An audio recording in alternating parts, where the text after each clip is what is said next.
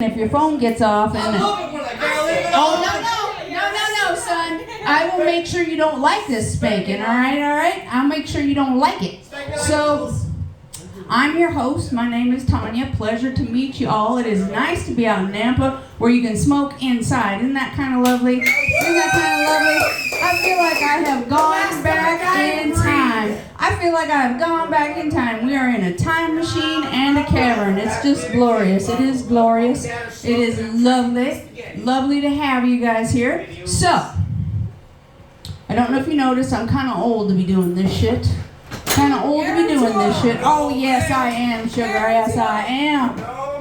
I fell in love with doing this shit when I was 45 years old. Do you know how dumb that is? That is so dumb. You're going to see a lot of young men tonight. Why? Because to do comedy, most of them have strong joints, quick mind, and a need for pussy. And at this point, I don't know how into dick I am anymore, to tell you the truth. I've been divorced for a bit. Dating in your 50s. Let me tell you what, for God's sakes, it is exactly like shopping for a jigsaw puzzle at a thrift store. I guarantee you.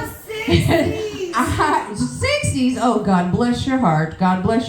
No, I guarantee you there's some pieces missing. Granted, they're affordable.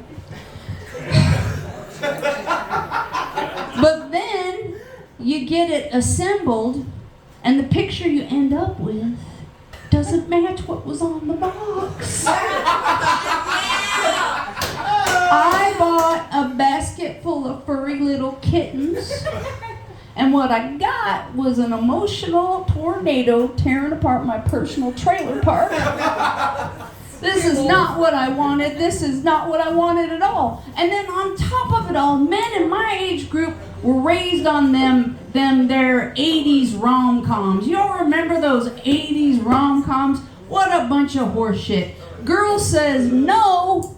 This means the guy should try harder. For some reason, this was cute in the 80s. In 2023, this is very rape adjacent.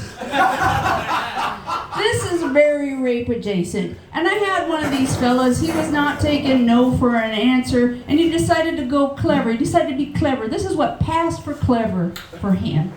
He said, Tanya, I know you're a goddamn nerd. Here's the deal. You pick the game, and if you win, I'll leave you alone. But if I win, we fuck. Sounds good to me. Now I'm born and bred Idaho, so I only had to think a second before I said, Russian roulette!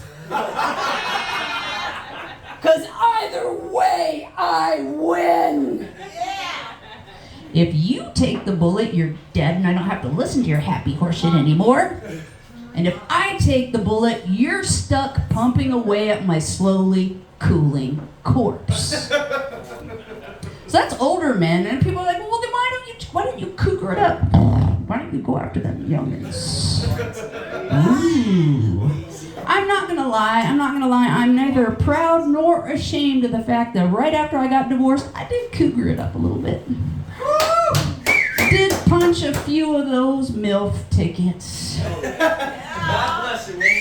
And I gotta tell you the truth, younger men are a lot like the pockets in women's dress slacks. Shallow. Useless. In fact, they're wholly cosmetic. They are wholly cosmetic. Yeah. It's still fun though. You still need that little decorative addition. So you might think at this point I'm a bitter old feminist, that I hate men. And that's not true. I gave birth to a son. He is an adult male now. I don't hate men. So some of you young rascals, would you take some advice from an old retired slut?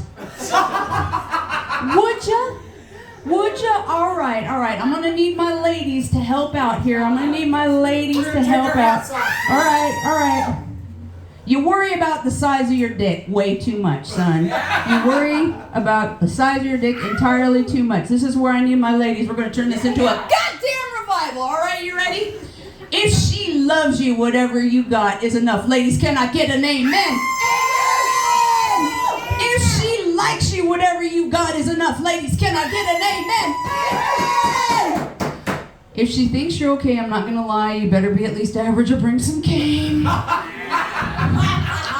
But if she hates you, and more accurately, if you've done something to earn her ire, son, you can have a dick so long that you have to tuck the tip in the top of your tube sock in the morning for safety.